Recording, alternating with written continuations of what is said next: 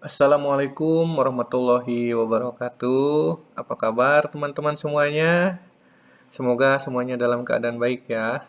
Pada video ini saya akan menjelaskan tentang sistem koordinat pada AutoCAD ya. Sistem koordinat pada AutoCAD itu berfungsi untuk menentukan suatu titik atau untuk membuat garis. Di mana sumbu X pada sistem koordinat AutoCAD ini berfungsi sebagai garis horizontal dan sumbu Y berfungsi sebagai garis vertikal.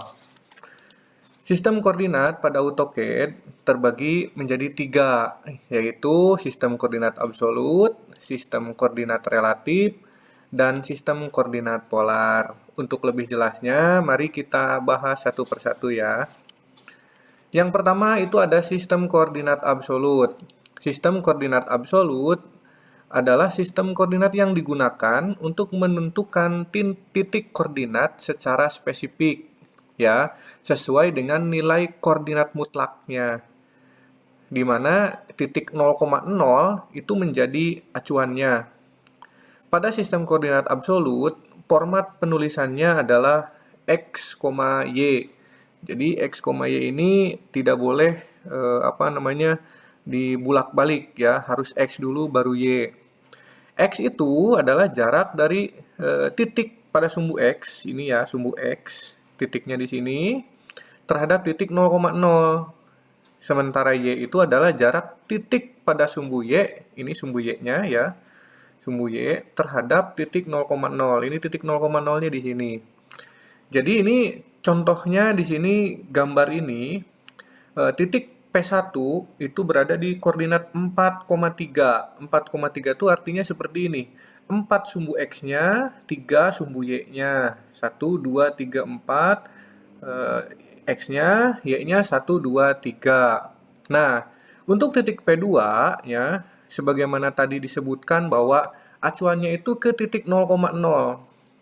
P2 ini berada di titik X8, Y-nya 9. Jadi berada di koordinat 8,9. X-nya 8, 1, 2, 3, 4, 5, 6, 7, 8. Y-nya 9, 1, 2, 3, 4, 5, 6, 7, 8, 9. Seperti itu ya. Lalu yang kedua ada sistem koordinat relatif. Sistem koordinat relatif biasanya digunakan untuk menentukan titik ya dengan menghitung jarak dari titik sebelumnya. Jadi bukan dari titik 0,0. Ya, bukan dari titik 0,0 tapi dari titik sebelumnya. Format penulisannya pada AutoCAD yaitu add ini wajib ya. X, Y. Ini sekali lagi X dan Y ini tidak boleh dibulak-balik ya, harus X dulu baru Y ya. X itu adalah jarak sumbu X terhadap titik sebelumnya. Jadi perhitungannya bukan dari 0,0 tapi dari titik sebelumnya. Dan Y adalah jarak sumbu Y terhadap titik sebelumnya. Ya. Ini contohnya ada titik P2 itu add X, Y. Kalau tadi pakai yang sistem koordinat absolut, ini titiknya berada di titik 8,9 karena dia mengacunya ke titik 0,0. Sementara di sistem koordinat relatif, titik P2 itu adalah add 4,6. Menghitungnya itu dari titik sebelumnya. Sebelumnya di sini. Ya, 1, 2, 3, 4. Ke atasnya 1, 2, 3, 4, 5, 6. Nah, perlu diperhatikan untuk koordinat relatif ini ada plus dan ada minus. Kalau plus itu cukup ditulis seperti ini aja. Tidak perlu ditulis tambahnya ya. Kalau minus itu perlu ditulis min ya sebelum angkanya. Bagaimana kondisi minus? Kondisi minus itu terjadi pada saat X-nya itu arahnya ke kiri atau kalau Y itu arahnya ke bawah.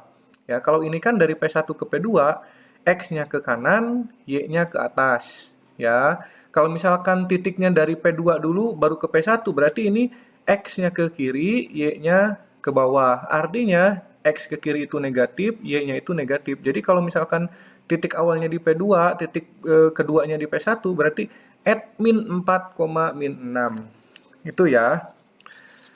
Oke, lanjut ke sistem koordinat yang ketiga. Sistem koordinat yang ketiga itu adalah sistem koordinat polar. Ya, sistem koordinat polar ini digunakan untuk menentukan titik berdasarkan panjang dan juga sudutnya. Ya, Format penulisannya adalah panjang, ya, panjang garis atau panjang lintasannya, tanda kurang dari atau tanda sudut, kemudian besar sudutnya berapa. Ini contohnya seperti ini. Dari P1 ke P2, ini panjang garisnya itu 5 satuan panjang, ya. Dan sudutnya itu 45 derajat. Maka penulisannya itu adalah 5 sudut 45. Ya, 45-nya hanya ditulis 45-nya saja tanpa adanya derajatnya seperti ini, ya.